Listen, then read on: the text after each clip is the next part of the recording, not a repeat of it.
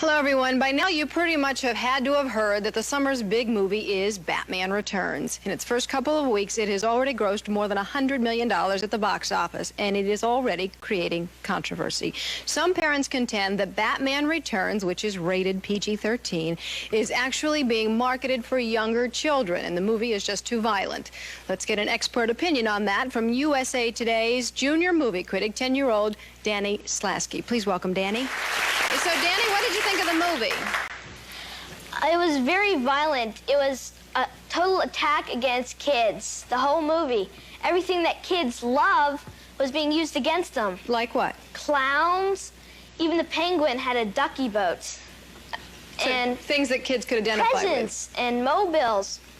All that type of stuff were using to hurt kids and capture kids. Penguin's total goal was to hurt kids. You think it was scary then? Definitely for kids. Yeah, for you? I was actually a little bit scared, and I have never been scared of a movie like this before. Yeah. I came out of Terminator 2, fine. Yeah. What do you think about the possibility of younger kids seeing this movie? You're 10, and it frightened you. It's just not for younger kids. The Penguin always had goop coming out of his mouth. Catwoman took her claws and played tic-tac-toe on a man's face. It was just so violent for kids. And with all the McDonald's toys, it's making it sound like it is for kids, and it's not. Because I wanted to show you that all the hysteria surrounding Batman has caused McDonald's to do a Happy Meal promotion. And you know, who's buying Happy Meals? 13-year-olds and over. And these are the toys that are on the market now. Of course, the whole Batman series. So it is all geared toward younger kids. These toys are for 4 and up. Some parents are exasperated. I think it's not appropriate at all that they're doing this kind of tie-in for the kids. And when she drives by the movie, she says she wants to go see the movie, and when I tell her she can't see it, she bursts out into tears. Joining us now are Barbara McLean and her 9-year-old daughter, Kara. About a half an hour into the Batman Returns movie, they walked out. And Brad Curl, who belongs to an organization that promotes family entertainment, Batman Returns did not get their seal of approval. Please welcome them.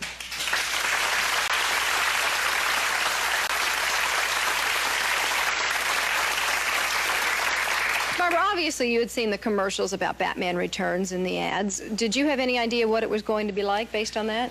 I think that a lot of the reason that we went to see Batman Returns was based on a lot of the marketing issues. I'm usually quite vigilant about the movies that my children see. I do not let them see PG-13 movies if I haven't seen them first.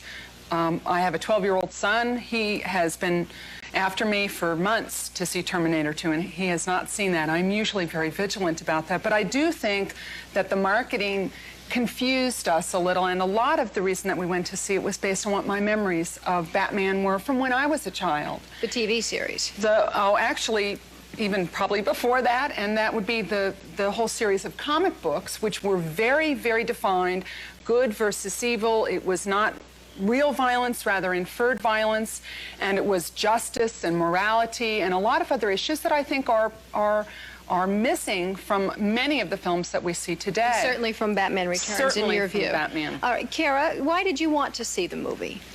Well, I thought that it would be different than it actually was, and I didn't think it would have as much violence as it did. Yeah, what did you think of it? You saw about 30 minutes of it before you left. I didn't like it.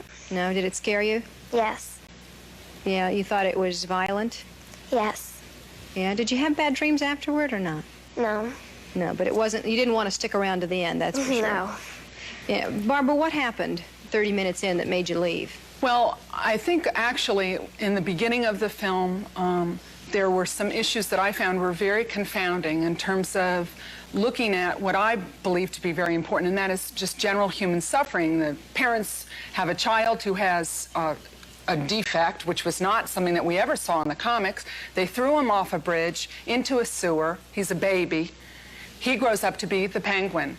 Catwoman is a woman who gets thrown out of a 20-story building because she speaks her mind to her boss. She's abused. And the issues of good and evil were very confusing and very confounding to the children, because here was this woman who had been abused, who then comes back and could have been a good person and helping people, and she didn't do that. So I found that the lines were very gray between good and evil. What's right and what's wrong. Danny, did you see younger kids in the theater when you went to see it? How many times have you seen it? I saw it twice to get a real good view of it. And the second time I saw it... It's his job, no snickering. He had to see it twice, right? The second time I saw it, when I saw the younger kids, I really wanted to tell them not to see this. It's really scary. Yeah. It's a really scary movie. Brad, what's your biggest complaint with the movie? Well, my biggest complaint is that we have a classic illustration here of kind of the Hollywood and the corporate community being out of touch with the family and out of touch with kids. I mean, McDonald's has apologized to us. They're embarrassed really now that they've thought it through. We need a corporate America that's thinking through the impact they're having on our young people. Our kids need hope. They need real heroes. They need a bright future, not these dark. And the film was full of little dirty, really raunchy little dirty jokes and lots of extreme violence. What does that got to do with inviting 6- and 8-year-old kids to the movies? All right. We did invite McDonald's and Warner Brothers and Kenner, which makes the toys on today. They all declined to appear. They did give us a couple of statements. Let's look at the McDonald's quickly. McDonald's says, I'm paraphrasing here, they wanted to give young people a chance to experience the fun and excitement of Batman. They go on to say, we recognize our responsibility to our customers, and it was certainly not our intent to confuse parents or disappoint children. We're committed to maintaining their trust in McDonald's and sincerely regret any confusion. Warner Brothers says the movie is rated PG-13. It's up to the parents to take the responsibility of taking their kids to see the movie. And Kenner Products says kids can act out the fun of Batman in a manner that is wholly appropriate for their age group, and that's why they're making the toys. What do you think of those statements, Brad? Well, I think it's, you know, a little bit of a cop-out. I don't think they're going to do this again. I think McDonald's will think through better next time the kinds of movies they sponsor. Who do you think is really to blame? Is it the makers of the movie, or is it the people who end up marketing it? We've talked with a lot of the executives in Hollywood who are in charge of distribution, et cetera, and a couple of them have told us, frankly, we're embarrassed by 90% of the stuff that we distribute to kids. We don't want our own kids to see it. 70–80% of the movies made in recent years are R-rated, and yet they're called horny boy movies, many of them. They're specifically made for teenage boys to take their girlfriends to. So it's a con job out there on our kids. They're not really caring about the welfare of our children. The movie is rated PG-13. It's up to the parents to take the responsibility of taking their kids to see the movie. Perfect. Perfect.